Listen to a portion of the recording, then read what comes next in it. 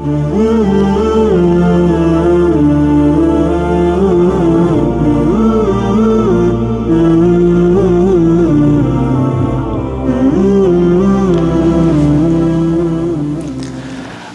علیکم ورحمۃ اللہ وبرکاتہ۔ الحمدللہ رب العالمین والصلاة والسلام علی سید الانبیاء والمرسلین، اما بعد۔ معزز ناظرین اکرام، استخارہ کسے کہتے ہیں؟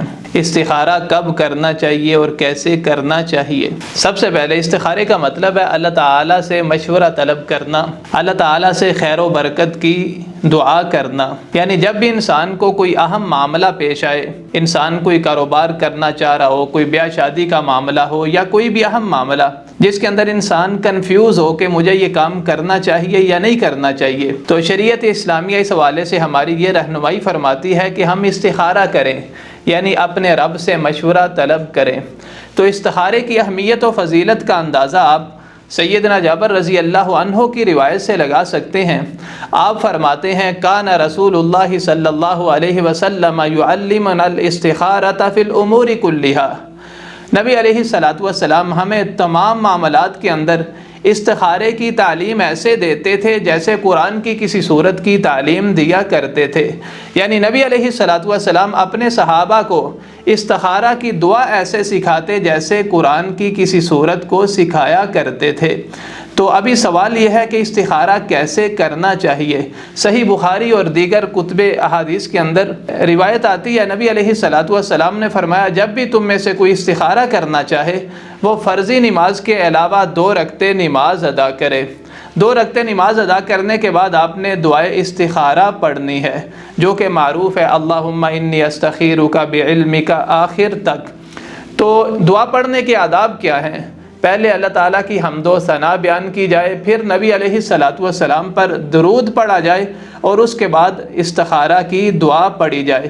تو استخارہ کی دعا پڑھتے ہوئے جب آپ اس مقام پر پہنچے ان ھذا الامر، تو وہاں پر اپنے اس معاملے کا ذکر کیجئے جس کے لیے آپ استخارہ کرنا چاہ رہے ہیں۔ تو یہ سمپل آسان طریقہ ہے۔ اس کے علاوہ ہمارے ہاں کئی اور طریقے بھی رائج ہیں، کئی اور طریقے بیان کیے جاتے ہیں۔ بعض لوگ تسبیح کے ذریعے استخارہ کرنے کا طریقہ بتاتے ہیں اور بعض کئی اور طریقے، لیکن یاد رکھیے گا نبی علیہ الصلوۃ والسلام سے اس کے علاوہ کوئی اور طریقہ ثابت نہیں ہے۔ اس کے بعد اگلا سوال یہ ہے کہ آپ کو کیسے پتہ چلے گا کہ مجھے یہ کام کرنا چاہیے یا نہیں؟ اس حوالے سے مختلف باتیں مشہور ہیں۔ بعض لوگ یہ کہتے ہیں کہ آپ سوتے وقت استخارہ کریں، بعد میں آپ کو خواب کے اندر بتایا جائے گا یا خواب کے اندر آپ کے پاس فرشتہ آئے گا، وہ آپ کو بتائے گا کہ آپ یہ کریں یا یہ نہ کریں۔ یاد رکھیے ایسی کوئی بھی بات نبی علیہ الصلوۃ والسلام سے ثابت نہیں ہے، بلکہ اس میں یہ ہے کہ اگر وہ معاملہ آپ کے لیے بہتر ہے تو اللہ تعالیٰ اس کے لیے آسانی فرما دیں گے۔ یعنی اگر اس کے اندر خیر ہے اللہ تعالیٰ وہ معاملہ آپ کے لیے آسان فرما دیں گے، آپ کا دل اس پہ مطمئن ہو جائے گا۔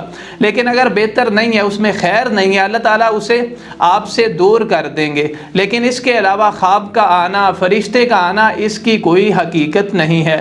آپ جب بھی چاہیں استخارہ کر سکتے ہیں، دن کو کریں یا رات کو، اور اسی طرح 1 سے زیادہ مرتبہ بھی آپ استخارہ کر سکتے ہیں۔